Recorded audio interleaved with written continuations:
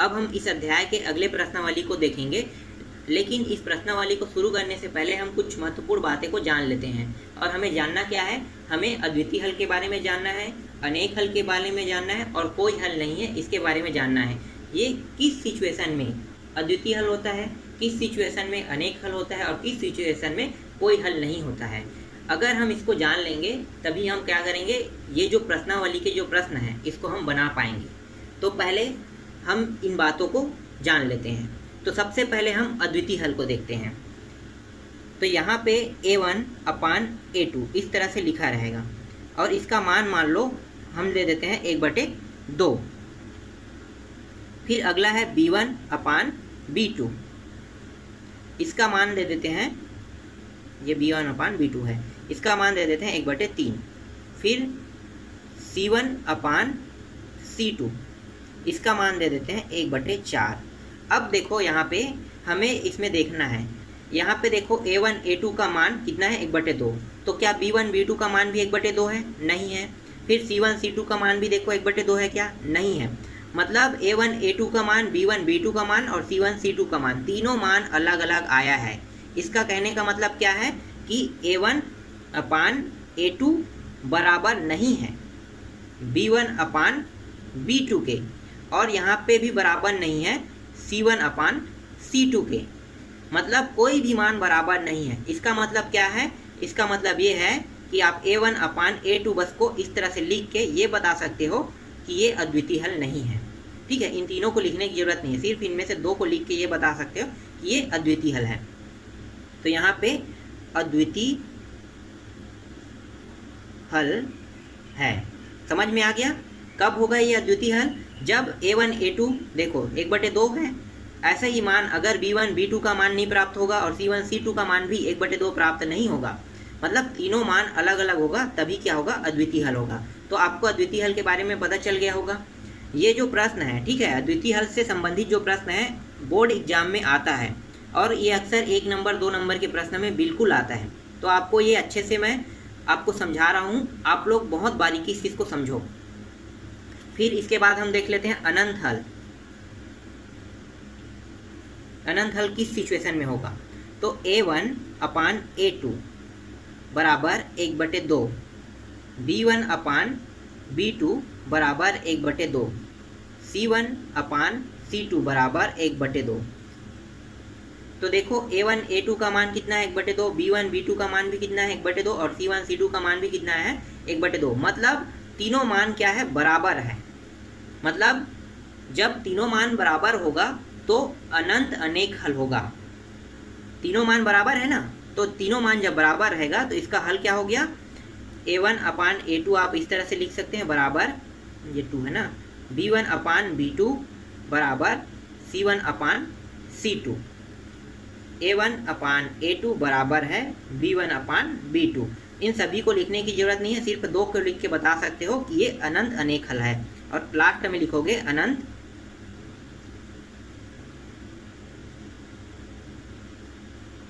अनेक हल है। ठीक, ये भी पॉइंट आपको समझ में आ गया। अब जो लास्ट और तीसरा है उसको भी देख लेते हैं। तो थर्ड जो सिचुएशन है उसको हम अच्छे से समझ लेते हैं। अब यहाँ पे देखो a1 और a2 फिर से लेंगे हम लोग, b1 और ये b2, c1 और c2। यहाँ पे a1/a2 बराबर मैं यहाँ पे 1/2 ले रहा हूँ, b1/b2 बराबर भी 1/2 ले लिया, और c1/c2 बराबर ले लिया 1/3। तो यहाँ पे देखो 2 मान बराबर हो रहे हैं, ठीक है, लेकिन तीसरा मान अलग है। 2 मान बराबर प्राप्त हो रहा है लेकिन तीसरा मान अलग प्राप्त हो रहा है। तो यहाँ पे क्या होगा? कोई हल नहीं होगा। इसका अर्थ होगा कि यहाँ पे डायरेक्ट मैं आप बता रहा हूँ, कोई हल नहीं होगा। तो तीनों सिचुएशन आपको समझ में आ गया होगा। अब हम प्रश्नावली के प्रश्नों को देख लेते हैं। तो प्रश्नावली 3 का पहला जो प्रश्न है वो है, दर्शाइए कि निम्नलिखित समीकरण निकाय का एक अद्वितीय हल है। इसमें 2 समीकरण दिया हुआ है। पहला समीकरण क्या है? पहले हम यहाँ पे समीकरण को लिख लेते हैं, 3x + 5y, ये प्रश्न है ना, बराबर 12। इसको हम समीकरण 1 मानते हैं।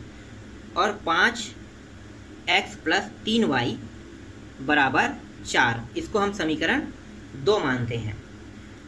ये समीकरण 1 है और ये समीकरण 2 है, और इसमें हमें ज्ञात क्या करना है, हमें ज्ञात करना है अद्वितीय हल। अद्वितीय हल कैसे ज्ञात करेंगे, तो यहाँ पे हमें समीकरण निकाय लेना होगा। समीकरण निकाय क्या है, तो सबसे शुरू में मैंने बताया था कि समीकरण निकाय के बारे में कि a1 x plus b1 y बराबर c1। अब यहाँ पे कितने समीकरण हैं, यहाँ पे देखो 2 समीकरण हैं, तो 2 समीकरण है तो हम 2 समीकरण निकाय लेंगे। तो एक समीकरण निकाय हमने ले लिया और दूसरा समीकरण निकाय क्या है, a2 x plus b2 y बराबर c2। इन दोनों को भी समीकरण किसी समीकरण के रूप में लिख लेते हैं। तो इसको हम समीकरण 3 लिया और इसको हम समीकरण 4 मान लेते हैं।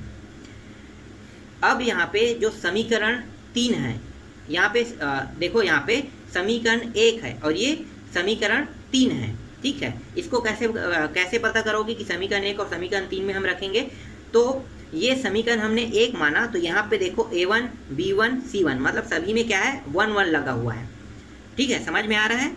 इसलिए हम इसकी तुलना किससे करेंगे, इसकी तुलना समीकरण 1 से करेंगे। तो यहाँ पे लिखो समीकरण 1 की तुलना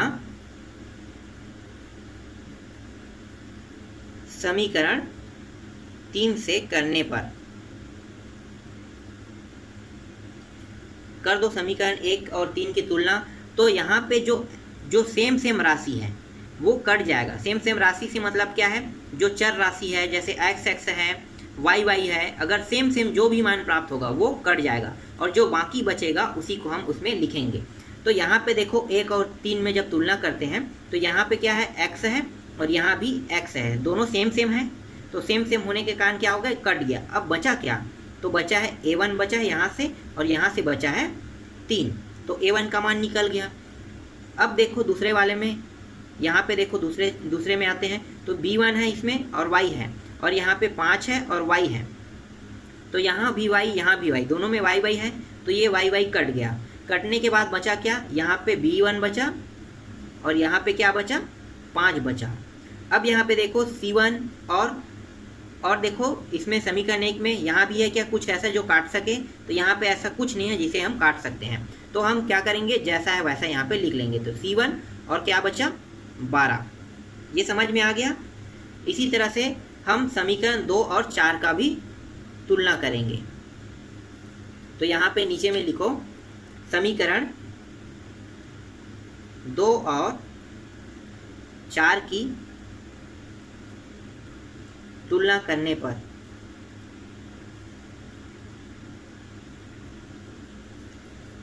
इसमें भी सेम वैसे ही करना है। तो देखो x ये भी कट गया, बचा क्या a2 और यहाँ पे 5 बचा। फिर यहाँ पे b2 है, यहाँ पे y कट गया, बचा क्या b2 और 3 बचा। और यहाँ पे c2 है और यहाँ पे 4 है। तो ये इस तरह से यहाँ पे a1 a2 b1 b2 c1 c2 का मान निकल गया।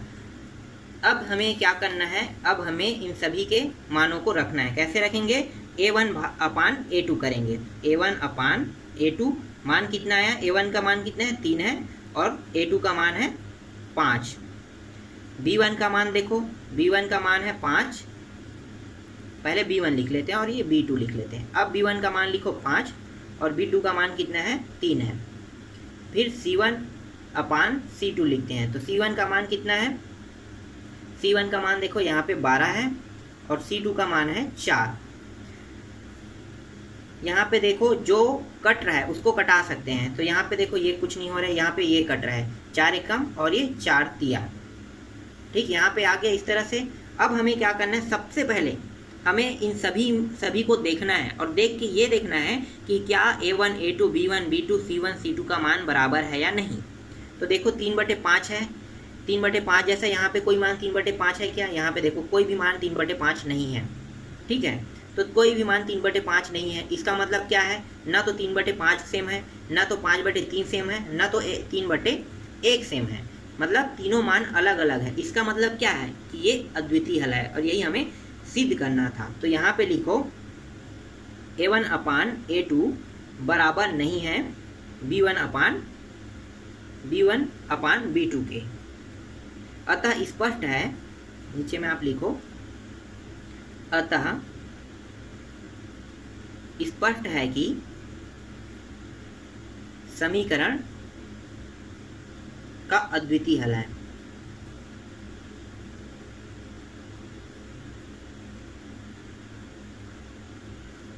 ठीक, ये समझ में आ गया आप लोगों को। अब देखते हैं अगले प्रश्न को। अगला प्रश्न है, दर्शाइए कि निम्न समीकरण निकाय के अनंत अनेक हल है। अब हमें क्या निकालना है? अनंत अनेक हल सिद्ध करना है। देखते हैं हल करके क्या अनंत अनेक हल है। तो यहाँ पे पहला जो समीकरण है उसको देख लेते हैं। दूसरा प्रश्न है ना, दूसरा प्रश्न पहला समीकरण 2x माइनस 3y बराबर 5, इसको हम एक समीकरण मान लेते हैं। फिर 6x माइनस 9y बराबर 15, इसको हम दूसरा समीकरण मान लेते हैं। और इसकी तुलना किससे करेंगे? समीकरण निकाय से। तो समीकरण निकाय क्या है? समीकरण निकाय है a1x प्लस b1y बराबर c1, इसको हम तीसरा समीकरण देते हैं। फिर दूसरा है, दो समीकरण है तो दो समीकरण के लिए दो समीकरण निकाय रहेगा a2x प्लस b2y अपान बराबर c2, ये हो गया चौथा समीकरण। पहला समीकरण और तीसरे समीकरण का तुलना कर देते हैं। तो यहाँ पे लिखो समीकरण 1 की तुलना 3 से तथा समीकरण 2 की तुलना किससे करेंगे? 4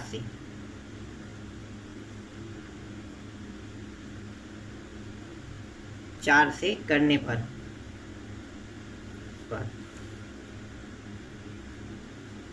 समीकरण 1 में देखो x वाला कट गया तो बचा क्या? a1 और 2 बचा। तो a1 बराबर 2, ठीक है, a1 बराबर 2 प्राप्त हो गया। यहाँ पे देखो b1 और यहाँ पे क्या है? 3 है और माइनस भी लगा है तो b1 बराबर कितना होगा? -3 होगा। और c1 बराबर देखो, c1 बराबर 5 है। फिर a2 बराबर देखते हैं तो a2 बराबर यहाँ पे 6 होगा। b2 बराबर यहाँ पे माइनस है और 9 है तो -9 होगा। फिर c2 बराबर 15। अब इनको हम क्या करेंगे? a1 अपान a2 के फॉर्म में लिखेंगे। तो a1 का मान देखो, a1 का मान है 2 और a2 का मान है 6। b1 अपान b2 लिखेंगे तो b1 का मान देखो -3 और ये -9। फिर c1 अपान c2 करते हैं तो c1 का मान है 5 है और c2 का मान है 15। अब जो कट रहा है उसको कटा देते हैं। तो a1 अपान a2 में देखते हैं तो देखो 2 एकम 2 और 2 तिया 6 तो 1 3 से कट गया। फिर b1 अपान b2 तो देखो यहाँ पे क्या है? माइनस है, यहाँ भी माइनस कट गया तो प्लस हो गया। फिर 3 एकम 3 तिया तो ये भी हो गया, 1 3 से कट गया। फिर c1 अपान c2, 5 एकम 5 और 5 तिया 15 तो देखो ये भी 1 3 से कट गया। अब हमें क्या करना है? अब इसमें हमें चेक करना है कि क्या तीनों मान सेम है कि नहीं।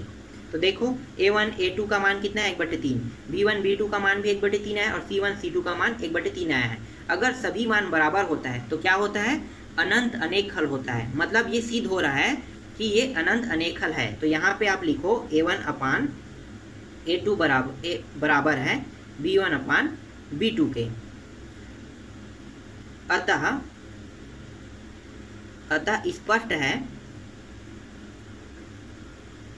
स्पष्ट है कि समीकरण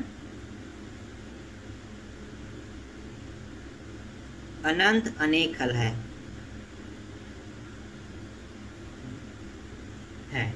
ठीक, ये समझ में आ गया। फिर अगले प्रश्न को देख लेते हैं।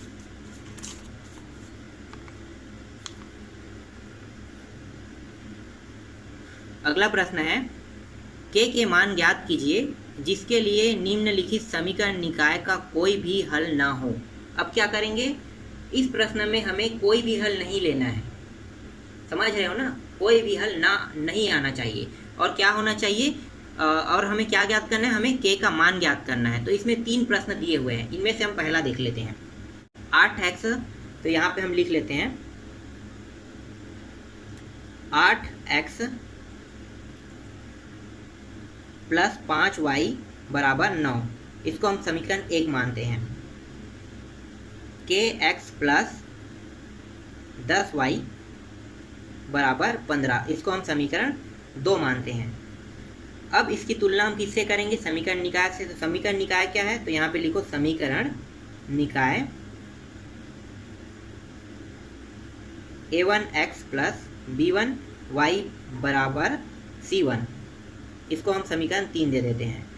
अब यहाँ पे 2 समीकरण है तो 2 समीकरण निकाय होगा, तो यहाँ पे लिखो a2x प्लस b2y बराबर c2, इसको हम देते हैं समीकरण 4। समीकरण 1 की तुलना समीकरण 3 से करेंगे और समीकरण 2 की तुलना समीकरण 4 से करेंगे। तो यहाँ पे लिखो समीकरण 1 की तुलना समीकरण 2 से समीकरण 3 से, तथा समीकरण 2 की तुलना समीकरण 4 से करने पर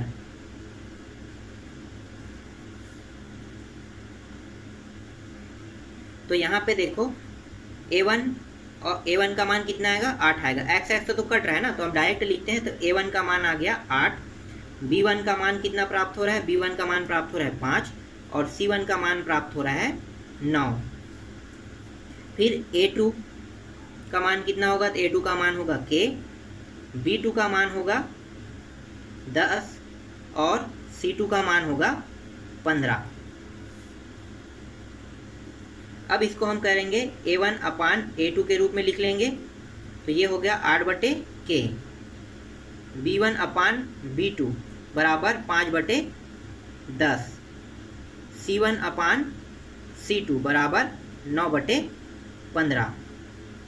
अभी भी हमारे पास k का मान नहीं आया है। जब तक के k का मान नहीं आएगा तब तक के हम इसको कोई हल नहीं सिद्ध नहीं कर सकते। तो पहले हम क्या करेंगे? k का मान निकालेंगे। तो k के मान निकालो, तो हम क्या करेंगे? इन दोनों मान को लेकर k के मान को निकालेंगे। तो यहाँ पे लिखो a1 अपान a2 बराबर है b1 अपान b2 के। यहाँ पे a1 अपान a2 यहाँ पे मैं साइड पे कर रहा हूँ, ठीक है, बाकी को। तो a1 का मान कितना है? a1 का मान है 8 और a2 का मान कितना है? k है, बराबर b1 का मान कितना है? b1 का मान है 5 और b2 का मान क्या है? 10। तो ये इस तरह से पहले लिख लेंगे। अब इसका अब इसको हम क्या करेंगे? अब इसको हम तिर्या गुणा करेंगे। तो तिर्या गुणा करते हैं तो कैसे होता है? तो ये इसके साथ गुणा होगा और ये इसके साथ गुणा होगा। तो यहाँ पे देखो 5 और 10 है, 5 और 10 कट सकता है क्या? तो पहले कटा लो, 5 एकम और 5 दूनी, तो 1/2 आ गया। 1/2 का तिर्यक गुणा कर दो, तो जो ये k है ये तिर्यक गुणा होके कहाँ पे जाएगा? इस साइड पे आ जाएगा, ऊपर में। और ये जो ये 2 है वो तिर्यक गुणा होके कहाँ पे आएगा? इस साइड पे आ जाएगा 8 के साथ। तो इसको कर दो, तो ये 8 दूनी कितना हो गया? 16, और ये जो k है और गुणित 1 कितना होगा? k होगा। तो k का मान कितना प्राप्त हो गया? 16 हो गया। अब k के मान को यहाँ पे रखेंगे, तो रख दो a1 अपान a2 बराबर 8/16, b1 अपान b2 बराबर 5/10, c1 अपान c2 बराबर 9/15। यहाँ पे देखो 8 एकम और ये 8 दूनी, 2 से कट गया, 5 एकम और ये 5 दूनी, और कट रहा है क्या? यहाँ पे देखो 3 तिया और 3 पंचे आ गया। तो a1 a2 का मान कितना निकला? a1 अपान a2 का मान आएगा 1/2, b1 अपान b2 का मान आ रहा है 1/2, c1 अपान c2 का मान आ रहा है 3/5। अब इसमें मैच करो, ठीक है, कौन मान बराबर है? तो देखो a1 a2 का मान b1 b2 के बराबर है, पर c1 c2 का मान बराबर है क्या? नहीं है। मतलब यहाँ पे 2 मान बराबर हो रहे हैं। इसका मतलब क्या है? अगर 2 मान बराबर हो रहे हैं, इसका मतलब ये है कि ये कोई हल नहीं है, ठीक है। इसके बारे में मैं बहुत बारीकी से पहले ही बताया हूँ सबसे शुरू में, ठीक है। जो 3 सिचुएशन बताया हूँ, उन्हीं 3 सिचुएशनों को अगर देखो तो अगर 2 मान बराबर होगा तो क्या होगा? समीकरण निकाय कोई हल नहीं होगा। तो यहाँ पे लिखो समीकरण निकाय का कोई हल नहीं है,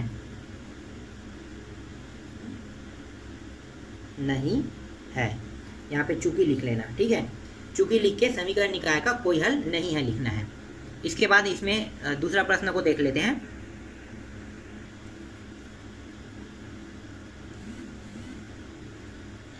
दूसरा है kx प्लस 3y बराबर 3। इसको हम एक समीकरण मान लेते हैं। फिर इसी में है 12x प्लस k y बराबर 6। इसको हम दूसरा समीकरण मान लेते हैं और इसकी तुलना किससे करेंगे? समीकरण निकाय से।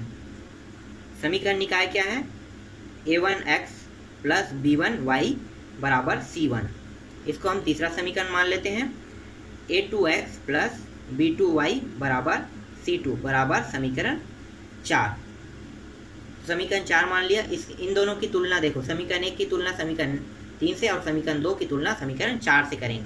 तो मैं यहाँ पे लिख नहीं रहा हूँ, ठीक है। यहाँ पे आप क्या लिखना? समीकरण 1 की तुलना समीकरण 3 से करने पर तथा समीकरण 2 की तुलना समीकरण 4 से करने पर, तो जो मान आएगा उसको मैं यहाँ पे डायरेक्ट लिख रहा हूँ। तो ये हो गया a1 बराबर, देखो x से कट गया ना, तो a1 बचेगा। तो a1 और क्या है यहाँ पे k। इसी तरह से b1 बराबर 3, c1 बराबर 3, a2 बराबर 12, b2 बराबर k, c2 बराबर 6। अब इसको a1 अपान a2 के फॉर्म में लिखते हैं। तो a1 अपान a2 मतलब k अपान 12, b1 अपान b2 बराबर 3 अपान k, c1 अपान c2 बराबर 3 अपान 6। यहीं से काट देते हैं, 3 एकम 3 दूनी, ठीक है। यहाँ तक हो गया। अभी देखो हमारे पास k का मान नहीं आया है। जब तक कि हमारे पास k का मान नहीं आएगा तब तक के हम इसको अनंत हल सिद्ध नहीं कर सकते। तो पहले क्या करेंगे? k के मान को निकालेंगे। तो अब हम इन दोनों पद को लेंगे, पहला और दूसरे को। तो a1 अपान a2 बराबर b1 अपान b2 करेंगे। बाकी को साइड पे देखते हैं इसका पूरा हल। तो a1 अपान a2 का मान कितना है? k बटे 12 है, बराबर b1 अपान b2 का मान कितना है? 3 बटे k है। बाकी को फिर साइड पे देखते हैं। तो देखो इसका क्या करेंगे हम लोग? इसका हम तिर्या गुणा करेंगे। तो k का गुणा k के साथ होगा तो क्या होगा? k का वर्ग होगा। और 12 का गुणा 3 के साथ होगा तो क्या होगा? 36 होगा। तो यहाँ पे जो k है, k के वर्ग को अगर हम k से वर्ग को हटा देंगे, बाकी को साइड पे यहाँ पे देख रहे हैं नीचे पे, k से अगर वर्ग हटा देंगे तो क्या हो जाएगा? 36 के ऊपर अंडर रूट लग जाएगा। और अगर अंडर रूट से 36 को बाहर निकालेंगे तो इसको 2 जोड़ा बनाना अनिवार्य है। तो 2 जोड़ा बन रहे कि नहीं? बन रहा है। कैसे बन रहा है? देखो 6 गुणित 6 करेंगे तो कितना होगा? 36 होगा। तो मतलब ये क्या होगा? मतलब एक जोड़ा बन रहा है। तो जोड़ा बन रहा है, इसे 6 को बाहर निकालेंगे तो क्या निकलेगा? k बराबर 6 बाहर आ गया। अब जो ये k के मान है इसको हम यहाँ पे रखेंगे, जहाँ जहाँ पे k लिखा है वहाँ पे रख देंगे। तो रख दो a1 अपान a2 बराबर 6 बटे 12, b1 अपान b2 बराबर 3 बटे 6, c1 अपान c2 बराबर 1 बटे 2। अब जो जो कट है उसको कटा देते हैं। तो 6 कम 6 दूनी 1 बटे 2 प्राप्त हो गया, 3 एकम 3 दूनी 1 बटे 2 प्राप्त हो गया, c1 c2 1 बटे 2 प्राप्त हो गया। अब हमें इन तीनों मानों को देखना है। तो तीनों मानों को देखो, a1 a2 के मान को देखो तो 1 बटे 2 आया है, b1 b2 के मान को भी देखो 1 बटे 2 आया है, c1 c2 के मान को भी देखो 1 बटे 2 आया है। इसका मतलब क्या है? तीनों मान बराबर है। इसका मतलब ये है कि ये अनंत अनेक हल है। लेकिन हमें सिद्ध क्या करना था? कोई भी हल ना हो। तो ये जो प्रश्न है, जिन्होंने भी इस प्रश्न को बनाया है तो ये गलत बना दिया है, क्योंकि इसका हल हमें प्राप्त होना था कोई भी हल नहीं हो, कोई भी हल ना हो, ये प्राप्त होना था। लेकिन गलती से क्या हो गया कि जिन्होंने इन समीकरणों को बनाया है उन्होंने गलती से अनंत अनेक हल ला दिया है। तो हम भी क्या करेंगे? जो आ रहा है उसी को हम लिखेंगे। तो यहाँ पे लिखेंगे कि a1 अपान a2 बराबर b1 अपान b2, सभी के मान बराबर है। इसका मतलब क्या है कि समीकरण निकाय, चूंकि समीकरण निकाय इसका अनंत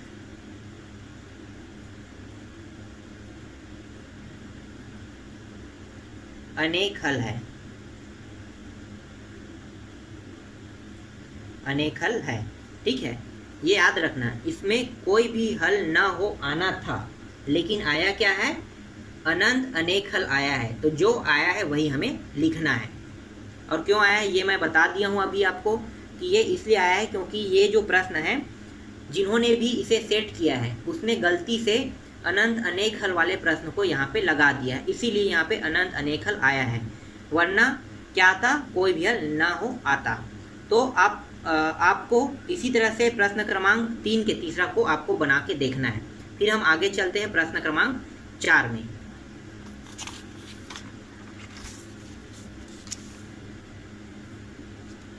प्रश्न क्रमांक 4 है, निम्नलिखित समीकरण निकायों के एक अद्वितीय हल के लिए k का मान ज्ञात कीजिए। हमें अद्वितीय हल के लिए k का मान ज्ञात करना है। यहाँ पे स्पष्ट कर दिया गया है कि जो k का मान आएगा वो ही अद्वितीय हल होगा। मतलब हमने अभी जो प्रश्न क्रमांक तीसरा में सिद्ध कर रहे थे वैसा हमें सिद्ध करने की जरूरत ही नहीं है। हमें क्या करना है, हमें सिर्फ k के मान बस को इसमें निकालना है। तो इसमें पहला प्रश्न देख लेते हैं। इसके अंदर भी 3 प्रश्न है। तो पहला है kx प्लस 2y बराबर 5, इसको हम समीकरण 1 देते हैं। 3x प्लस y बराबर 1, इसको हम समीकरण 2 देते हैं। इसकी तुलना किससे करेंगे, समीकरण निकाय। समीकरण निकाय क्या है, a1x प्लस b1y बराबर c1, इसको समीकरण 3 देते हैं। a2x प्लस b2y बराबर c2, इसको हम समीकरण 4 देते हैं। समीकरण 1 की तुलना समीकरण 3 से तथा समीकरण 2 की तुलना समीकरण 4 से करने पर तो मान क्या क्या प्राप्त होगा, a1 बराबर प्राप्त होगा k, b1 बराबर प्राप्त होगा 2, c1 बराबर प्राप्त होगा 5, a2 बराबर प्राप्त होगा 3, b2 बराबर प्राप्त होगा 1, यहाँ पे कुछ नहीं मतलब क्या है, 1 है इसके साथ, c2 बराबर प्राप्त होगा यहाँ पे 1। अब इसको इस फॉर्म में लिख लेते हैं, a1 अपान a2 के फॉर्म में लिख लो। a1 a2 का मान कितना है, k अपान 3, b1 अपान b2 का मान कितना है, 2 अपान 1, c1 अपान c2 का मान कितना है, 5/1। अब हमें क्या करना है, k के मान को निकालना है, तो इन दोनों को हल कर देते हैं। तो a1 अपान a2, और यहाँ पे क्या कहे, स्पष्ट कहा गया कि अद्वितीय हल। अद्वितीय हल में क्या होता है, ये बराबर नहीं होता है, तो बराबर नहीं है इस तरह से लिखना है। और b1 अपान b2 बराबर b1 अपान b2 इस तरह से लिखना है। फिर a1 a2 का मान कितना है, तो a1 का मान है k और a2 का मान है 3, बराबर नहीं है जो चिन्ह लगा है इसको भी हम यहाँ पे लेते आएंगे। फिर b1 b2 का मान लिख लो 2 अपान 1। अब इसका क्या करेंगे, अब इसको तिर्या गुणा करेंगे। तो तिर्या गुणा कैसे करेंगे, तो ये वाला नीचे वाला जो मान है वो इसके साथ गुणा हो जाएगा और ये जो 3 है वो इसके साथ गुणा हो जाएगा। तो k और 1 का गुणा होगा, क्या आएगा, k आ जाएगा, बराबर नहीं है। ठीक है, ये चिन्ह लगा है, इसको लगा के रखना है। और 3 का गुणा 2 के साथ करेंगे तो 6 प्राप्त होगा। तो k का मान कितना प्राप्त होगा, k का मान 6 प्राप्त होगा। यही क्या हमें ज्ञात करना था, यही इसका आंसर है। ठीक, समझ में आ गया। इसी तरह से प्रश्न क्रमांक इसमें से जो दूसरा है, तीसरा है, चौथा है, सेम बनेगा, बस इतना ही आपको निकालना है। और प्रश्न क्रमांक जो 3 था जो मैंने बताया था उसमें भी आप k तक के अगर निकालते हो तो वो समीकरण निकाय का कोई हल नहीं है, आप उसको सिद्ध कर सकते हो। लेकिन मैं जैसे उसको आपको सिद्ध करके बता रहा हूँ, तो जब मैं सिद्ध करके बता रहा हूँ तो वहाँ पे जो मान हल होने के बाद आएगा उसी के हिसाब से मैंने बताया है। तो अगर प्रश्न क्रमांक 3 को बनाते हो तो k तक के निकालते हो, तो क्योंकि हमें k का ही मान ज्ञात करना है तो हमें आगे और हल नहीं करना पड़ेगा। ठीक है, लेकिन मैं आपको समझाने के लिए बाकी आगे और हल कर दिया हूँ। तो बाकी जो प्रश्न है 5, 6, 7 जो आगे तक के 8 तक के, उनको हम लोग अगले पार्ट में देखेंगे।